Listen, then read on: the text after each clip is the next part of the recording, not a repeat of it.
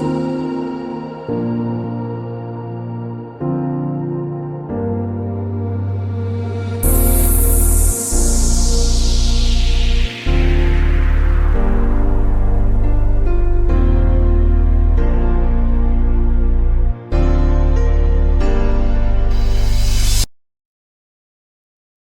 everyone.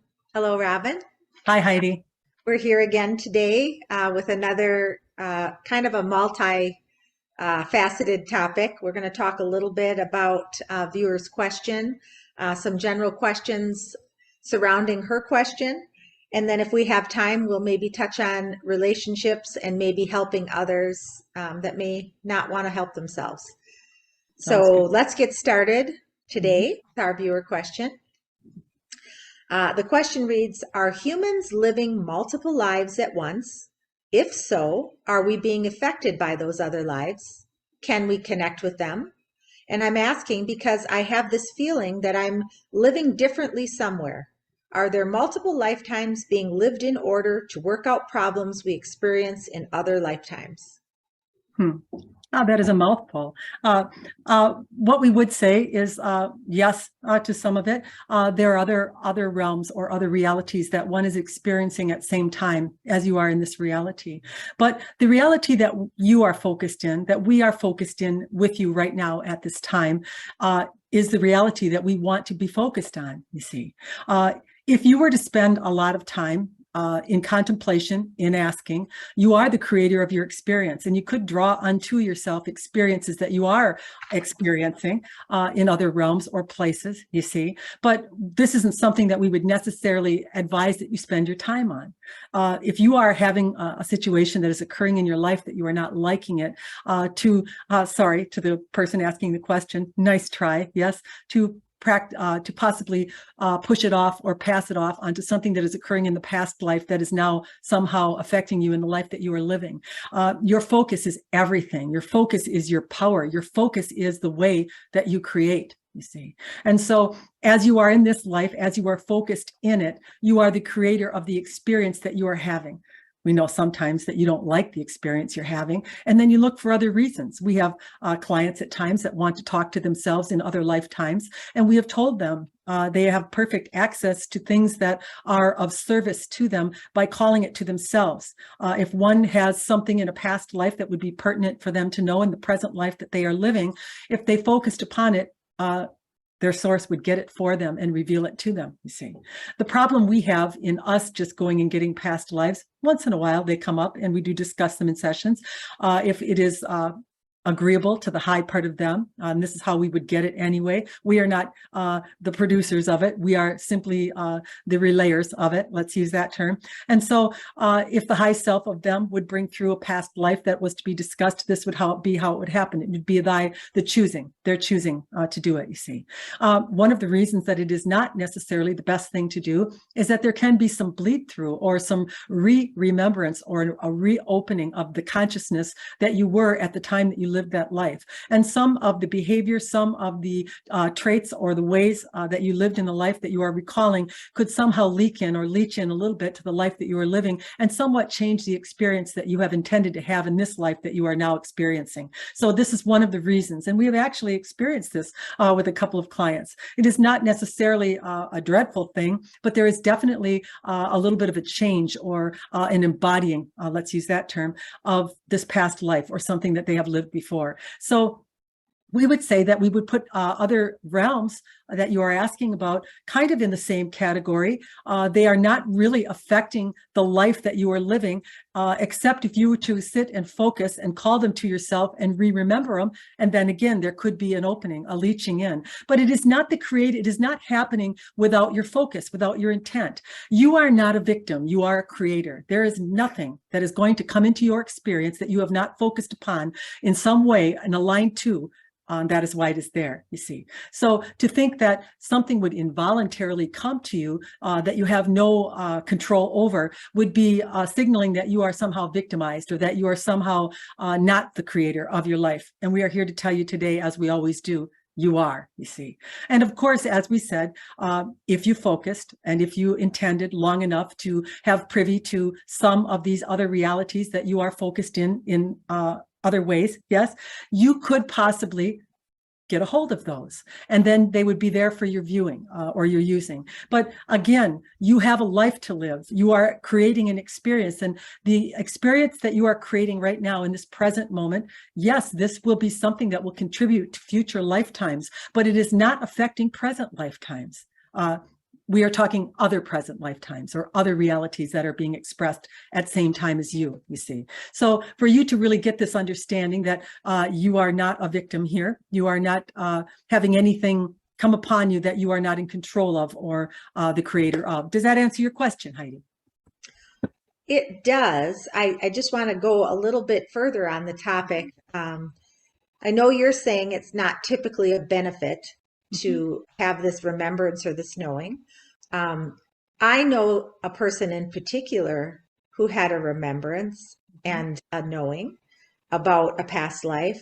And Yes. I would say overall for that person, it was a positive experience. And I'm not certain, maybe you'll tell me different, but I'm not certain that this person would have evolved to this place they are now Yes. so quickly without that bit of information or that knowing. Yes. So I feel that, I guess my question would be, do you guys feel that there's ever a benefit in someone Uh, knowing? Because I we thought in this case there was. we would ask you the question: did the one you are referring to call it unto themselves? You know, I don't know that they would and know the answer to that, or if they did, I don't know that it was a conscious calling. Yes, we would say that this is how we would describe or condone even that when one calls out for a remembering or an understanding of perhaps maybe a trouble they are having or a repeated pattern in their life, and the high part of them brings forth a lifetime or a remembering for them, then this would be one that they could embody, one that they would have conscious awareness of, rather than going to a channeler or a medium of some sort that now just tells you about a life that you yourself have not viewed. You are dependent upon them, and then you are asked to believe, yes, what it is that they are telling you is in fact true and is in fact the life that has caused you the problem or the issue that you were talking about, you see. So we are giving you two very different descriptions of why it is important for the one to call it to themselves, to remember it and view it themselves, rather than a medium or a channeler presenting it to them where they do not actually have the visual. They have to go off of how it feels, imagining and such. Do you understand the difference between the two? I do. And so if I'm understanding what you're saying right, you're saying that there is benefit in it for the one if it is experienced by them and called by them into their. Absolutely. This is true. This is exactly what we are talking about, because we want you, all of you, to be in your power, to be the ones that create, to be the ones that believe even that they create. And there's nothing, we are never going to stand here today and tell you that something that you have sniffed out or thought about, such as alternative realities, they are true. They are existing. Yes, you are experiencing same time as you are in this form that you are focused in. But you have the ability to call remembering to yourself in ways that will benefit you, in ways that are needed, in ways that are not for entertainment value or proving anything. This is why we would not get behind any other way than a human calling it to themselves. Sometimes we will have in a session where together with the human, life will come forward. They also, even though they have asked, they've already had some view of it. They are merely verifying it with us. They are merely checking in to make sure they can believe what it is they've already viewed. So to some degree, even though they are asking, they have had privy to it or seen it, you see. Okay. Yes. So I would like to get like a little deeper explanation of what you mean by a bleed through. And then I'm going to give an example first of something that I experienced and ask if that was potentially a bleed through. So one night I was watching a TV show and the scene came on and I felt just very kind of a little uneasy with the scene. And I felt a little familiar with the scene. And I kind of, not that I had pictures or exact where I could see myself in this past life, but I felt a connection or a correlation to it. And I'm wondering if that is an example of a bleed through, and if you could give us a little bit more explanation on what they are. Yes, it is. We are confirming that that was a bleed through. The familiarity of it, the time period of it, all of it was familiar to you. Yes, this is what you are remembering. So in this situation, because you yourself were presented with this opportunity, then maybe in your quiet time, in your meditation time, you could focus upon this and ask why this happened or why this bleed through occurred. There are other ways that bleed through can occur that people are quite surprised by, and it comes in the form of what they love to read, what they love to listen to. Robin, all her life, loved the Gone with the Wind. She loved the long dresses. She bought book after book after book that would be about this period or time, you see. And then over time, she had recall or re-remembering of lives in her and her mother. Yes, you knew your mother loved the frilly things, the lacy gowns and such. Yes, and so this is another way one can kind of feel or sense a knowing of a life that they have lived in the past. It was often brought to Robin in the books that she chose to read. Yes, she had read 4 or 5 books in a row and then put together, she read The Red Tent, which was the women all gathering together during the special time of their month, working and helping each other and taking the time off during this time together. Then she read the Memoir of a Geisha. And this was another book, again, where women were kind of, even though it was somewhat of a, she felt mistreatment of a woman, it was by their, they made them believe anyway, that they were of high standing to have a position such as this, to be in service physically to these men that had hired them. But she started to realize something of a pattern, that she often was looking at women during this period or time, and this again was bleed through times that she had lived in. And then even in correlation to the father that she had, who really didn't have a lot of respect for women, who really didn't treat women as equals. He treated them as though they were not smart. Yes. And so these were a sign or signal to her, and it did cause her to focus a little bit on it as she started to realize what it was that was being revealed to her in the interests and in the attractions that she had, you see. And so if someone has this interest or they have something that they recall, or as you did in this movie that you were watching, and it becomes a curiosity to you, if it would be to your benefit to be have it revealed to you, it would be revealed to you, you see. So would taking advantage of these bleed throughs or these little remembrances of past lives help accelerate the healing process that we're kind of all here? We're all on a journey of evolving ourselves. Is this something that helps us progress faster and bring clarity to our lives faster, or not necessarily? We would say you humans are funny people. We talk all the time to people about we can stay all day and pick around in your bags and try to figure out what got in there, why it got in there, how long it was there, and all of these types of things. And that's kind of what you are doing. Many humans who are struggling with something in their life, they are wanting to look to see if it's an alternative reality, to see if it is a past life or something that has caused this harm or way that is going on in their life. And really what it boils down to is you don't have to do that. You can just decide what it is that you are dealing with and drop it tomorrow, or you can decide to view a life and push it onto that and then drop that tomorrow.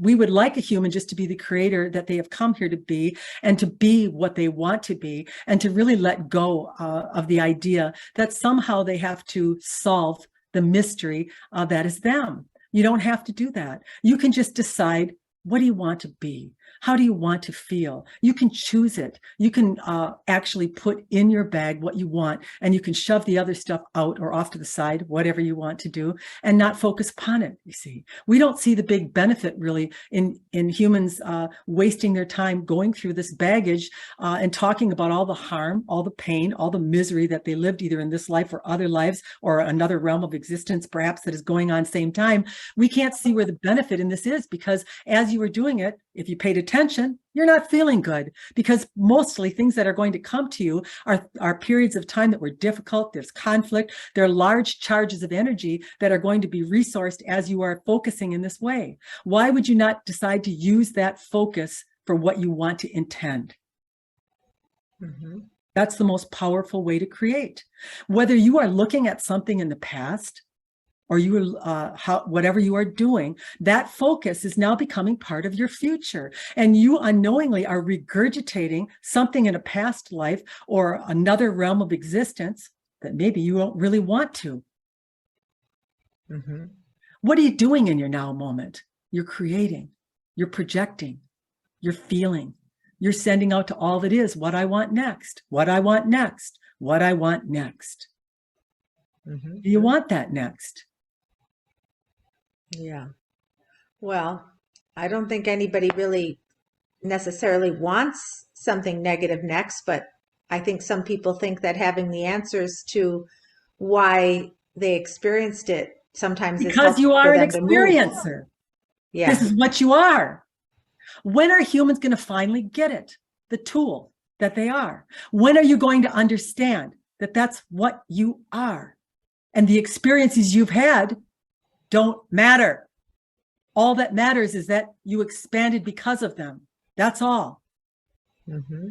This is sorry, here we go again. Yes? A stupid way to think. Mm-hmm. Because there's nothing coming to you from that. There's no benefit in that, in wasting and squandering the present moment that you have. Mm-hmm. That's your creative time. That's your creative focus. That's your time to pick and choose. That's your time to get out of your body, out of your human tool, and look at this plane that you are living on and what you have available to you to admire, and the opportunity that you have to feel and to sense and to enjoy. Why would you spend any of it in the past? Yeah, that's a good point. Mm-hmm. Well, let's sidetrack over to relationships. We have talked before about relationships and how they are important for us, especially close relationships. We are mirrored things we have active in ourselves and things we need to work on. But my question today has more to do with when relationships are teachers, and then when they just become toxic, for instance. That would be one example of, how does one know when they have squeezed the lemon of all the juice that it has to offer, and now they need a new lemon? That would be one question that we'll get started with. Yes. When you know, really, when you are in relationship with someone, that there has been some resolution or some meeting point or alignment between you. Do you know what we are saying? Mm-hmm. Then you know that something has occurred, that the relationship is healthy and worth pursuing, you see. But oftentimes, and we see it a lot in parent-child relationships, sometimes husband and wife, but it's really evident in parent-child relationships, because a parent feels forever responsible for the child that they have brought into the world, you see. And if the child as an adult doesn't behave as an adult normally does, yes, perhaps they are not able to take care of themselves, they cannot hold down a job, they are drug addicted, they are alcohol addicted, you name it. There are all kinds of things that happen in these situations.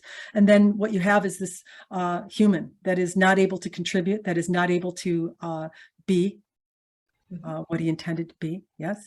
And then what you have is these parents now, and now they in their pity, and that's what it is. Let's talk about pity for a bit, because it might surprise you to think that a human, as they are pitying someone, what they are really doing is feeling sorry for themselves. You see, they can't live the lives they want to. They have this thorn in their side, this child that is miserable, this child that is amounting to nothing. And now they too have to give up their sovereign life and become tethered to this unproductive child, you see. And so they like to wrap it up in a package of pity, but really every emotion you have is for yourself. You're not really doing anything. And that's why pity is such a detrimental emotion, because it's not doing anything. It's a very disempowering feeling, yes, for someone to have. So in order for someone to get better, in order for someone to heal, they have to want to. And if you're in union with someone that doesn't want to heal, then it's time for you to look at yourself and see what you're getting out of this co-creation, you see, because you're not taking care of you then. You're not valuing you. You're deciding that their life is more important than yours. You're deciding to let another's experience be the miserable experience that you're going to have now in the life you're living. You see? That's all you're doing. No one's benefiting from this. And a parent will say, well, I can't leave the child behind. I can't not service him. I can't not take care of him. But we would tell you 2 not functioning or 3 not functioning is worse than 1 not functioning. And we know that that might sound kind of cold, but to some degree, this one is feeding off of you. It is, the child is not wanting to get well. The husband or wife is not wanting to, they want to be miserable and they want to take you with them. It is the power that they have over you, you see. So our advice to people who are in relationships such as this that are leeching them, ruining their life, really, and they are guilted and shamed and miserable as they do it. So it is a sign or signal to them, from them, that what they're doing isn't doing anyone any good, not them and not the one that they are trying to assist, you see. In order for someone to get healed, in order for someone to get better, they have to ask. Everything comes from asking. Everything on this plane is because someone desired it to be so, you see. And if the desire is to simply make others miserable, if the desire is to simply make others run around like dogs on a leash, then that's what you have, you see. That's not calling for healing at all, you see. So we would tell humans to remember always, no matter what relationship you are in, whether you are a parent, whether you are a husband, whether you are a wife, whether you are a brother, whether you are a sister, you are a sovereign being. And you had a plan for yourself, a life to live, a contribution to make to all that is. And servicing another in a life that they are not willing to service themselves in is no contribution to all that is. Many will think it is, but it's not love. If it were love, you'd feel great as you're doing it. But why are you doing it? Because you're hoping so bad that you're going to find some way for them to get out of the misery they're in so that you can get out of the misery you're in. That's why you're doing it. That's not love. You know what that is? That's self-preservation. That's what it is. And that's what a human has. They don't need to feel guilty or shamed about that. You just need to recognize it. Maybe if you just say to yourself, I'm doing all that I'm doing because I want this one off my back. I want this one to live a life that he was meant to live, is what you want, you see. But they have to want it.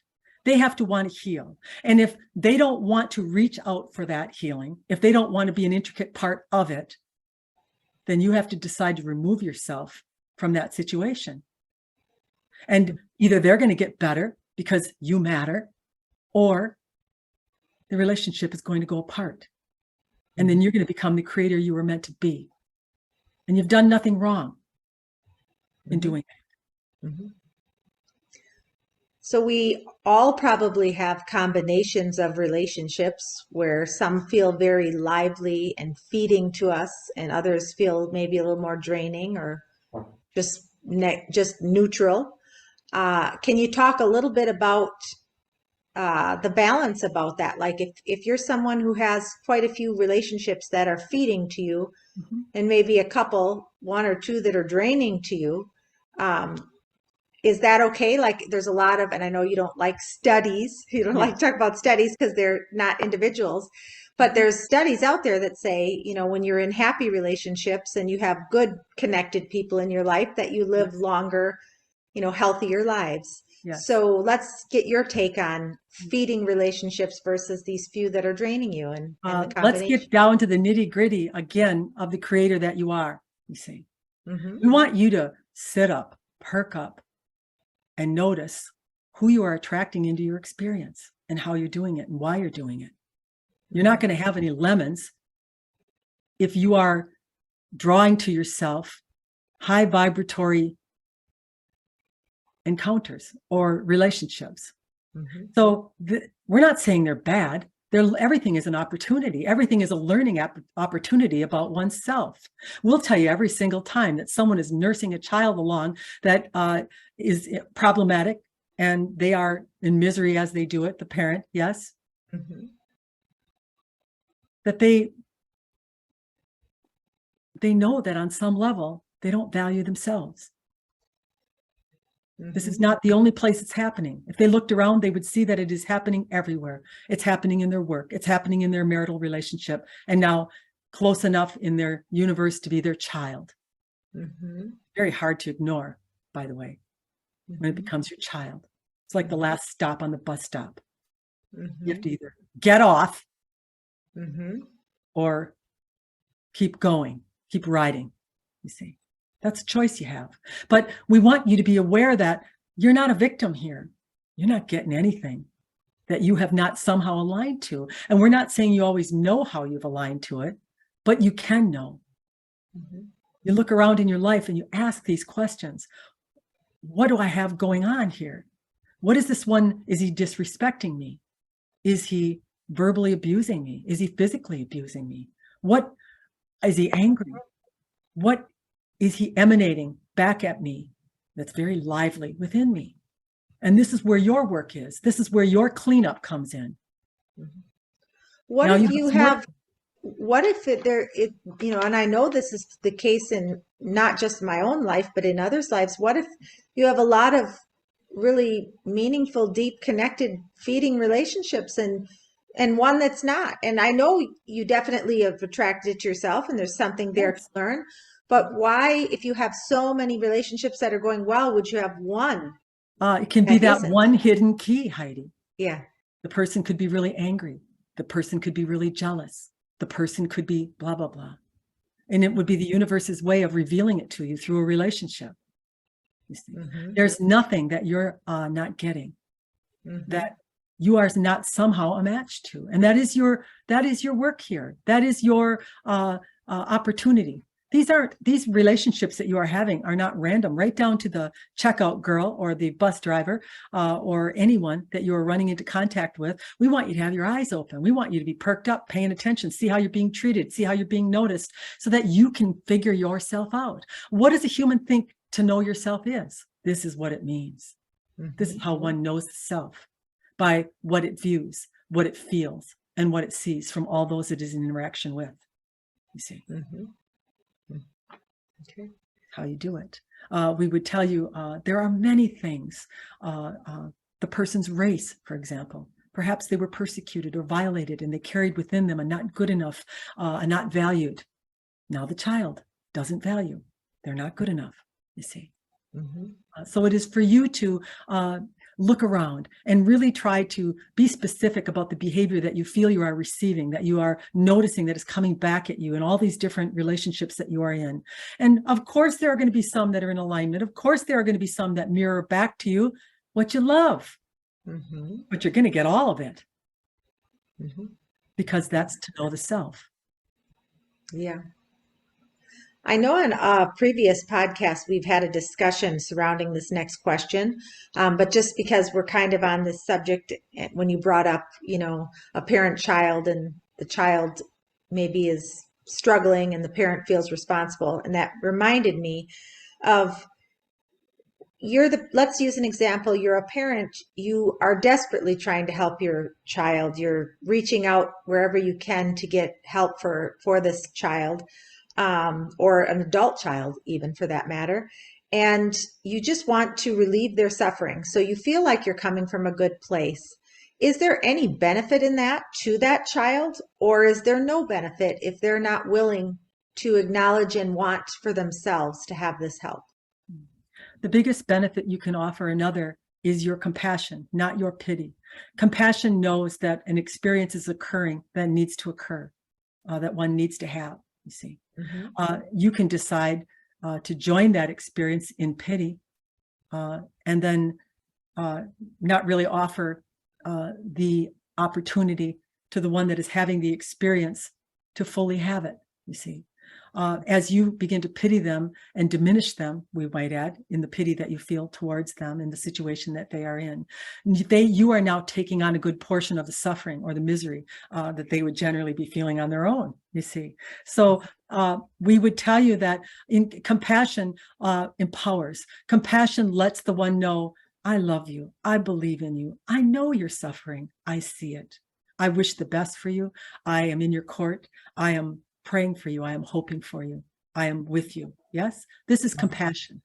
But pity is, let me take you into the doctor. Yes, let me call someone and make an appointment for you. Let me tell you the practice that you need to do in order to be better. Do you see what we mean, the difference? Mm-hmm, mm-hmm. Yes. The other empowers, the other one disempowers, you see. Mm-hmm. This is what one needs to ask themselves as they are moving with another that is suffering. We are not telling you to abandon your child or your fellow man. We are telling you to soothe them, to let them know that you love them, to let them know that you believe in them, to let them know that they have the power within them to overcome whatever it is that they are experiencing. Okay. And how would someone who we would deem or society would deem has mental illness, what what would you say mental illness is? Is it a condition that the soul decided to experience before coming into life? Is it something that perhaps was created while they were on earth? And why, if it is created ahead, why would someone choose that experience? First and foremost, as we have told you, humans like to deem experiences as good and bad, positive and negative. And in the realms of all that is, every experience is just an experience. It carries a charge or an emotional charge. And we would tell you that all of those that we are looking for a word to describe, all of those experiences that you would deem as challenging, mental illness being one of them, is going to cause a great deal more energy or consistent energy to be released from the experience, from the ones that are experiencing it. Did you get that? Yes. So if you were to ask, this is an agreement. This is something that the ones agree to together, and it is a great cause of change, because as one experiences something that they are not liking, something that is uncomfortable, difficult, what are they really calling for? Comfort, ease, a better life. And this is a generator of that, because every experience that is ever experienced is transmuted into the energy of love, or the highest vibratory level that is available in human form, you see. So this is how we would explain it to you. There are so many intricate, different life experiences that are occurring to humans that are, in your terms, not explainable. But we would explain them in one term. You are experiencers. You are releasing charges of energy. Those are being received. You're expanding. They're expanding. All that is expanding. There's nothing bad here. There's nothing right. There's nothing wrong. There's just experiences being experienced, being felt, charges being released, charges being received. You are experiencers. Mm-hmm. I remember quite a few years back listening to a book. I believe the lady's name was Jill Bolte Taylor, and she was a pretty successful person in her life. And she, at a very young age, I believe she had a stroke or something, and ended up in a vegetable state for quite some time. I'm not exactly sure how long. And she couldn't communicate. Her mother came back and took care of her, and basically had to reteach her everything, to eat and to speak, and everything that she knew from her life that she was gone. She had no knowledge or remembrance of it. And when she finally came back around to the point where she could speak about her experience, she said that when she was sitting, in the chair and drool dribbling and not being able to feed herself, she was in the most blissful, peaceful state. And we as outsiders would look at that with such, as you would say, pity, and how sorry we feel for her that she's in this condition. And I wonder what it is. Mm. Like, there are those mental illnesses and different types of physical ailments and conditions where we still are able to speak, but in a situation like that where this person isn't able to Yeah. speak and having this experience, what exactly Hmm. is going on there, and what It could is be as learned? close to we are, or all that is that you could get. You see, there is no judgment. There's no expectation. There's nothing of that sort that a human in their normal form, as you would call it, has. They have these expectations. They have these desires. They are driven. They have worries about how they're being perceived, what it is they will accomplish, when they will accomplish it, all of these things. But in the state of the human that you are talking about, it is minus that. There is none of that. There is in the moment, drool dribbling down the face, Yeah. and nothing else to be thought of, you see. Yeah. So why would a human have that experience where they would be normal and evolve themselves to a certain level and then go through that experience and then rise back up from that experience back to a new normal? Yes, we would tell you in particular in the one that you are referring to, it is as though she lived a double life. She had the desire to be a professional, to be, was it a doctor, we believe, or I something think so. of a Yes. high level or proficient in her field. And she accomplished that, but there was also a part of her soul's desire to be more spiritual, to be in connection, to have a great understanding of these teachings, even what we are talking about today.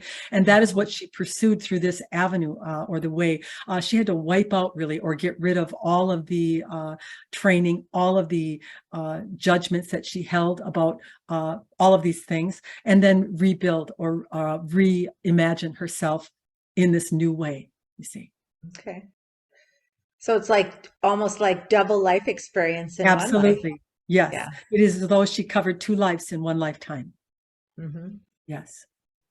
Mhm. Interesting. And again, a human has so many choices that they are not aware of.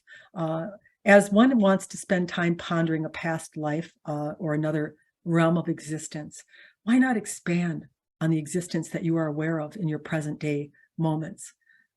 There is so much you could accomplish. There's so much available to you in your human form that you can't even imagine it. That all you need to do is use your focus. Decide that you are the creator. You are the one that gets to decide. You don't have to settle. You don't have to become any experience. You don't have to become a damaged human, even if you were damaged. You don't have to. Yes. You can simply look at your human and say, you were damaged. Yes, you were abused, whatever it is. I'm going to pull that out of my bag now, and I am going to be this now. You see, you have that choice. Free will, we call it. Mm-hmm. Mm-hmm. Why does a human decide, I'm damaged? I must be miserable. Everyone out there should understand why I'm miserable. If you had this happen, you would be miserable. So let's all be miserable because misery is inevitable. Well, as you focus upon misery, it is inevitable. It is. We would agree with you on that point. But you have the ability to decide. You could be anything you want to. You can focus on anything that you want. Why choose misery? Well, sometimes I think like, and I'll give you an example in my own life. I don't know that I would say that it's necessarily choosing misery, but there must have been painful things, whether it be present life or other life related, that have caused me to have, like, one of the things I love to do is dance. And if I'm out in a crowd and there's people dancing, I'm fine to dance. And if I'm at home with my grandbabies or when my kids were little, I'm fine to dance all over the house. But then all of a sudden, if I'm in the home and I'm around, just this person or that person, all of a sudden I get this feeling that comes over me of there's no way I can allow it. I can't allow It's myself to. called being the human, Heidi. When Yes. you are with your grandchildren, you are connected to your source. When you are out in public and you feel as though you are not being singled out, yes, Yeah. you connect into your source. You feel it, yes, you feel this Right. feeling. So it is that being singled Yes, out. And I know you say drop the bags, but I'm going to tell you as the human, that's yes. a very tough thing for me, as But much we as I really want love to it. remind you, and what we are trying to train you into doing is understanding that when you allow this to happen, you are living unconsciously. Yes, you are consciously aware you are uncomfortable, but you are not consciously aware that you have left your source. And that is why you are uncomfortable. So in that moment, if you were to call out to your source, I am in my human right now. I am not comfortable and I want to be comfortable. Join me, you see. In the recognition, this is conscious creating. Conscious creating recognizes when they're the tool. It recognizes when they've become separated and they are just the human. And then as you train yourself into this, as you start to use this technique, and it's really no different than the technique you used in your pickleball, where you said that you were so happy with yourself because you had an incident that really upset you. You separated yourself, you went home and you called in your high self, and pretty soon the incident meant nothing. It was evaporated from you, you see. And we would tell you the same would happen with your dance. If you would call out to yourself, if you would notice that I'm unconscious right now, anything that feels as though you are separated is you becoming the human. Mm-hmm. Yes. Yeah, but I definitely get the concept of why so many humans want to know about their past lives, want to know why they feel certain ways, because as I used in this example, when it comes up for me, I think this is something I love. You're being ridiculous. Why wouldn't you do it? But there's a hold in me that comes up that is very powerful. And so I can see why some people feel like having an answer to why. Basically, what they are doing is they are using this as an assistive tool to believe in their connection. There is a reason. There is something has happened that is causing me. It's not my fault. They're justifying basically the feeling that they are having, and they are using this newfound past life or alternative reality as something that they can now pass the blame onto. And we would tell you that this is not a permanent fix. This is not something that will clear the issue from you. The only thing that's going to clear the issue from you is connecting to the high source of you. And you do that by consciously knowing that you are doing it and consciously knowing when you are not doing it. Mm-hmm. That's how you clean it up. Mm-hmm. And is it a benefit for people to challenge that? Like when they get in a situation where they feel, okay, this makes me feel uncomfortable. Yes. I'm going to connect to my high self, and then maybe connecting to your high self, you still don't, or say, like, let's use my example, you still don't feel like dancing, or someone's, whatever their example might be. Yes. Is it a Just the benefit then to recognition of it, challenge? just recognizing it in yourself is the beginning or the start of transformation. As you recognize it, I can tell I don't feel good. I am separated. And then you make an attempt. Maybe it doesn't always work the first time. But the advice that we would give you is that you notice over and over and over again when you sense negative feelings or uncomfortable even emotions that are rising in you, that you consciously make yourself aware of them. I am uncomfortable right now. Yes, I would like to be comfortable. I would like my high self to join me, you see. Make the request and then keep being consistent with it. I promise you, you will reunite with yourself, and everything that you are trying to overcome, you won't be one doing it. Right now, what you're trying to do is you're trying to correct uncomfortable behavior as the tool, as the human. The human doesn't correct the behavior. The high source corrects it, you see. And so as you call out to it, as you align to it, as you agree to it, as you know that the source is the thing that is going to transform you, now you are transformed. Okay. So we as humans need to get better at allowing our high self to become more embodied with us, because that's what's going to help release a lot of these patterns. And finding out these past life situations for ourselves is beneficial. Going outside of ourselves, maybe not beneficial. Just kind of like you've told us all before, that it is all really within us and our mystery to unravel. It is. I mean, there is really nothing that focused upon and believed in that you don't have access to. And that includes other realities, that includes past lives. It's never going to benefit you to be like a calf nursing on the mother cow, looking for someone to tell you something that you have access to yourself, you see. Eventually, you got to wean yourself from it. You've got to know that you are a source of energy. You are a source of all that is. And you have the ability to receive anything that you call. But you have to be able to accept that and believe that. Yeah. And that's part of the challenge as a human. But the biggest advice we would give you here today is in noticing when the disconnect happens and soothe your human, whatever experiences you've had. This one is causing this. Yes, I can feel it. You are separated. Talk to it. And then ask the high self to reemerge with you, to help you, and then let go of it and keep doing this. And this will build your trust. It will build your confidence. And when you start to see the transformation, then you will believe it. Then you will really start to receive it. One thing that Robin said, she remembers many times there were things about herself that she really wanted to correct or make better within herself. Sometimes the way she would think or feel, whatever it is. And then a period of time would pass. Maybe it was months or even a year.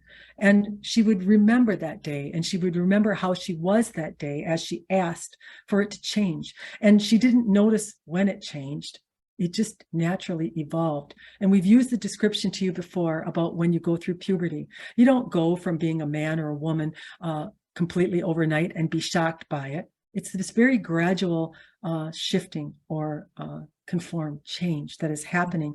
And then one day you look at yourself and you see this whole new person that is capable of all different things than it was prior to this happening. And that is the way we would describe your evolution as a human, you see. As you have these desires, as you have these recognitions that you are a human having experiences and that you do have a source that is guiding you through the emotions that you are feeling, the more you acknowledge this, the more that you accept this, the more the source embodies that human form, and the more the conduct and the result of good conduct comes to you, you see. Mm-hmm. Was that clear? It is. Yeah. Yeah. It's just, it's hard when you see a lot of people that have a lot of baggage and, everybody's got some things, but, you see some that have quite a lot and Yes. they just don't feel, or they just don't either know, or they don't feel that it's as easy as just releasing. And Yes. It so requires surrender. Yes. yeah, This is what it requires. I surrender. yeah. It's like we've used the description. There's a war going on. Yes. And men are in belief of the side they are fighting for. But Mhm. at some point, it gets to the point where they have no food, no water. They are cold. Yes. Mhm. And they decide what I am experiencing, the suffering I am experiencing is not worth the reward of winning, of doing this anymore. And they put up their flag. And this is what we would say the same to you humans, you see. The suffering, really, the misery that you are in as you are pushing against and as you are hanging on to things that are not serving you, things that are making you miserable. It's okay. You might do it longer. You might have to do it a number more times or even a year, whatever it is. But eventually, the suffering that you are committing will not be worth it to you. And you will put the flag up and you will just surrender. You will just decide enough. That's Yeah. enough. You see, and everybody's level is different. Everybody has a different level. And not only that, there's nothing lost here. All the suffering, everything that a human is going through, they have gained the benefit of. Whether they are experiencing in form or not, they have become more because of everything that they have been through, you see. So none of it is lost. And at any moment when they decide to put the flag up and surrender and just decide to live in the love state that they can live in, all of those things that you have grown to become available to you. You haven't lost any of them. We'll hear people say to us all the time, oh, I lost all this money. I lost my house. I lost my husband, whatever it is. And we would say from those losses, you have grown in all that is, in the opposite of that, to such a degree that you will be staggered when you are able to receive it. It's not gone. There's nothing lost. It's all here for you. It's not going anywhere. Mhm. Is there any I know you always say you can create in joy or you can create in suffering, but it seems Yes. like a lot of people that have suffered end up very spiritual when they work Yes. themselves through the suffering and they find their own answers and they get to a new level of self-love. Uh, is that pretty pretty much the norm that most people that are on spiritual paths have had a large degree of suffering, or are there a number of souls that don't do it that way? There are a number of souls who choose joy as their primary way of living and manifesting. And this is a choice that you have. But there are many, we would tell you, that go the other route, that become the human, that are very wrapped up in the story that is them, and are great experiencers of contrast. And it creates a lot of energy and a lot of access to something great if they can align to it. But the problem is many humans become somewhat addicted to this way of creating, this up and down slingshot, we would call it, feeling good, feeling bad, feeling good, feeling bad, getting some stuff, not getting some stuff. And so the determination really of the manifestation speed that a human is able to create for themselves is based a good point on how often they're feeling good as opposed to how often they are feeling bad, you see, and how big is the charge of feeling bad as opposed to the charge that they have now felt good. All of these are determining factors, or mixed together in the creation process that is you see. So you're not going to not get anything, you're going to get some things, but and as you stay in your suffering, you're still expanding. All that is still growing. We don't look at that as a negative, but we would love for you to experience yourself in form, in the God that you are, governing the ship that is you. And that's how you do it. You see, you have to surrender. You have to decide that you are a tool that has experiences. And no matter what you deem those experiences, whether they were joyful, whether they were horrific, they're just experiences. And when you can really get this mentality and you can start to let go of the charge of energy that you felt as you experienced the experience, this is really what you're being asked to do, then you can align to the source that is you in the good feeling and start to attract into your experience some of those things that are to your benefit or that you are wanting to see in form, you see. All right. Well, thank you for your answers today. Hopefully our viewers got a lot of good information. You can always email me, Heidi, at athenaintruth.com if you have questions or comments, or if you would like to be a guest on the show. And do you have any final thoughts for us today, Athena? I think we covered things in pretty good detail. Yes, we are wanting to tease the question asker. Yes, that she is the creator of her experience. She is the picker, the chooser. She can go through her bags if she would like to find a reason, but the reason really is important. It is an experience that needs to be released. Okay. Well, thank you very much. Good day. Good day. See ya. Bye.